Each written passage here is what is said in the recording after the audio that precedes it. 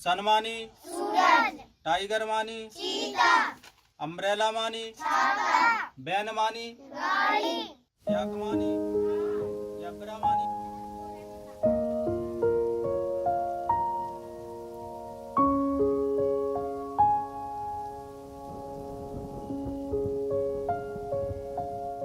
जालौन जिले के मकरनपुर गांव के गोविंद सिंह बचपन से ही दिव्यांग हैं। सन 2008 में एक उम्मीद की किरण जागी जब किसी ने उनको उदयपुर में दिव्यांगता के इलाज के बारे में बताया। गोविंद इलाज कराने उदयपुर गए, लेकिन उनका इलाज सफल नहीं हो पाया। गोविंद निराश हो गए, लेकिन फिर उन्होंने बाबा साहब के सपनों को पूरा करने का संकल्प लिया। गोविंद ने तय किया कि वो गांव के गरीब बच्चों को अम्बेडकरवादी शिक्षा देंगे। वो बच्चों को 1 घंटा क्लासरूम सिलेबस पढ़ाते हैं और 1 घंटा संविधान की शिक्षा देते हैं और अब तक 500 बच्चों को पढ़ा चुके हैं।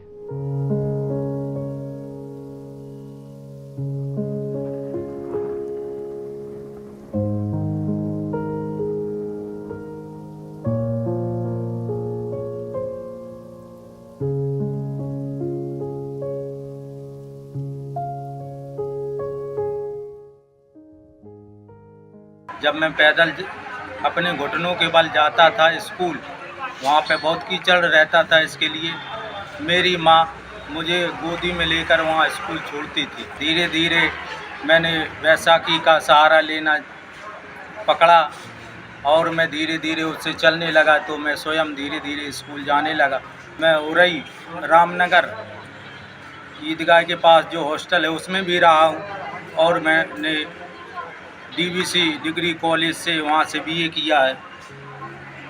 इसके बाद में जब मैं घर पे स्थिति ख़राब होने के बाद, मेरे पिताजी गुजर जाने के बाद स्थिति ख़राब हो गई, तो इसके बाद मैं घर पे आ गया, घर पे रहने लगा।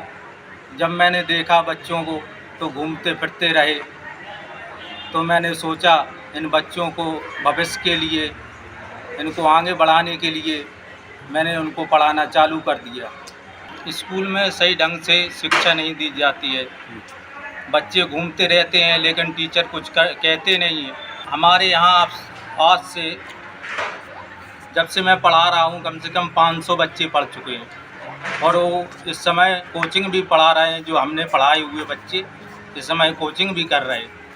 मैं अपना छोटी सी दुकान से प्लस ट्यूशन प्लस विकलांग पेंशन के द्वारा अपना और माता जी का गुजर बसारा करता हूँ। इलेक्ट्रिक ट्राईसाइकिल क्यों नहीं मिली आपने? क्या इसलिए नहीं, मैंने अप्लाई किया था लेकिन उसमें 85% विकलांगता मांग रहे थे, क्योंकि मेरा जो आई कार्ड था विकलांग सर्टिफिकेट वो खो गया था। कोई रोजगार करके अपना जीवन यापन कर सकूं और साथ में बच्चों को भी शिक्षा का प्रदान करूं। बाबा साहब से हम लोगों को बहुत अच्छी प्रेरणा मिलती है।